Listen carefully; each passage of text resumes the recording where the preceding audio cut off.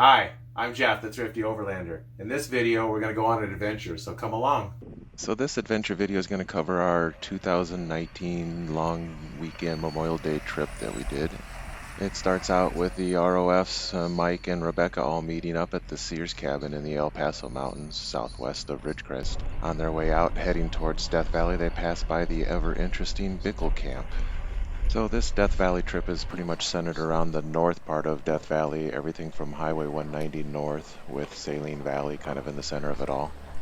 Death Valley is considered the hottest, driest place in North America, but as you'll see in this video, that's far from always the case. The vistas and wide openness is just amazing with the area of Death Valley. So the second night was spent in a cabin northwest of the Santa Rosa Mountains. It's a really nice cabin. I've been there a few times. Immortalizing. Morning, Ed. He's capturing the sizzle. That's all he's going to get.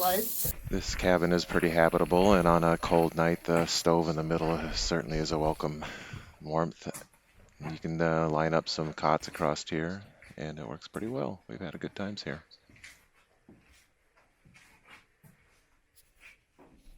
On the third day, Sean and I were going to meet the rest of the group at Hunter Mountain area. To get there, you go up Saline Valley Road to South Pass and take a right at kind of near the summit of South Pass. We set up camp at the cabin near the Hunter Springs. It's a really nice old style log cabin, sort of habitable. Mike has a little problems eating sometimes. We just live with him. Sometimes circumstances are pretty amazing. We met some friends just as we were leaving the cabin area. So Dominic, tell me what's happening here, man.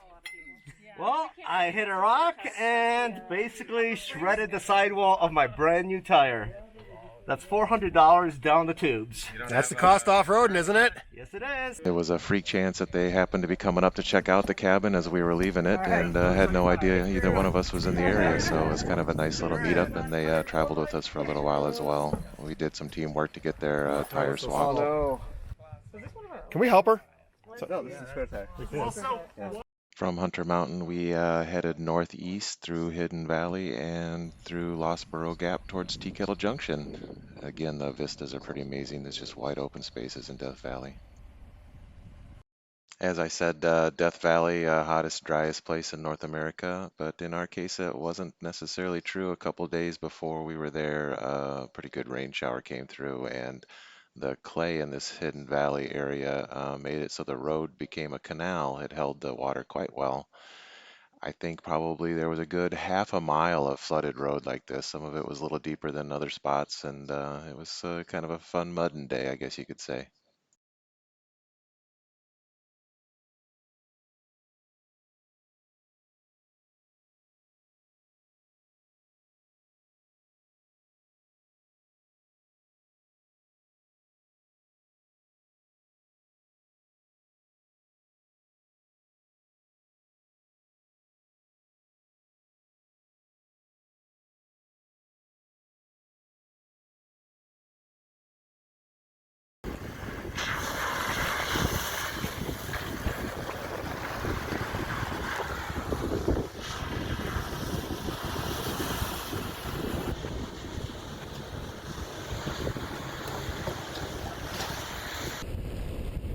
For the most part, driving through this amount of water is no big deal, but in this case, a couple hours later or so, Mike started experiencing some electrical problems, Christmas tree lights all over his dash and everything, and it turned out that some water got into one of his the wiring harnesses underneath the hood. He had to dry it out a little bit, and everything was fine.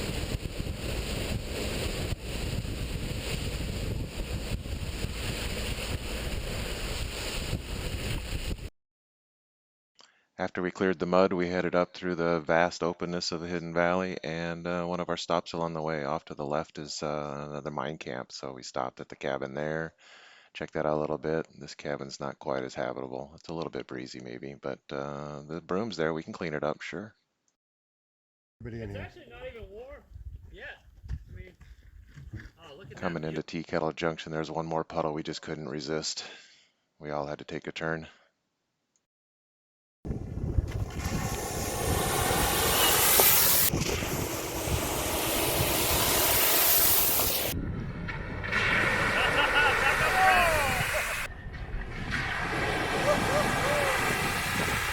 course, Dan has to show us all up in his FJ. He knows how to drive in this type of conditions, that's for sure. Here we are at Tea Kettle Junction. It's loaded up pretty well already. I'm not sure when they clear it, but this has got a bunch, so.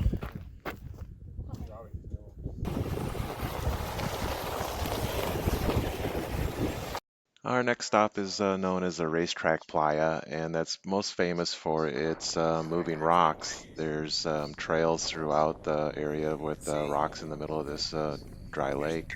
For a long time, they didn't know how these rocks were moving, and finally somebody put some satellite sensors on some of the rocks and recorded what was going on, and found out that on some wet years there might be some rain, and then it turns to ice, and then a wind blows, and the sheet of ice moves with the rocks in it and drags it. And this trail even like splits into two. I think there's two rocks that went down that trail. There's a big trail on this guy. He's got some weight to him. All right, we're just about ready to head down Lippincott. See here. Line them up. Not really sure how Lippincott got the reputation it has. It's really not that big of a deal of a road. It's bumpy and some rocks here and there, but nothing at all that you'd be concerned about. If you're going to go there, don't think that you have to have like a supersonic, you know, a huge lifted with giant tires vehicle. It's not that big of a deal.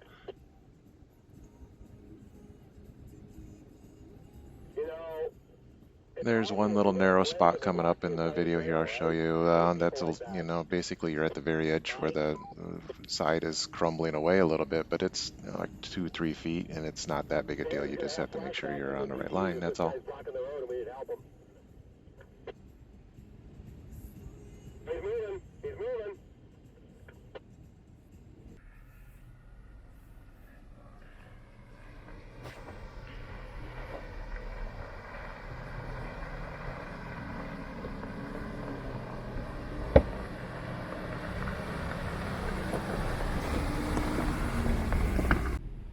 My light bar is covered in dust and bugs.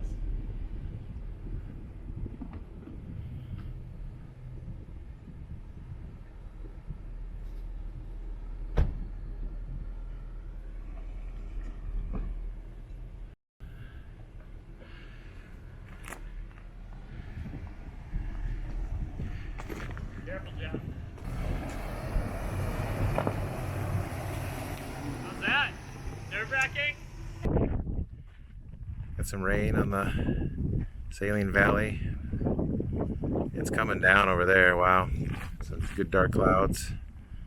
Might have to worry a little bit about flash floods, you never know.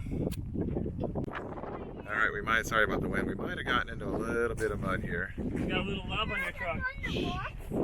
It's like somebody showed me what they thought of me on my headlights. After Lippincott, we headed up Saline Valley and made a stop by the Warm Springs. We decided it was a little bit too muddy, muggy, and warm to spend the night there. Some of us took advantage of the nice shower that they have there, and then we all headed up the mountains and the higher elevation and checked out some of the cabins and set up camp at a nice little cabin spot. I'm going to leave part 1 with words of wisdoms from Ed. Ingredients: pork with ham, mechanically separated chicken, water, salt, modified potato starch, sugar, sodium phosphates, potassium chloride, sodium ascorbate, and sodium nitrate. And it's fully cooked, ready to eat. Hey, thanks for watching. If you enjoyed this video, I'd really appreciate it if you hit that like button and subscribe. We'll see you on the trail.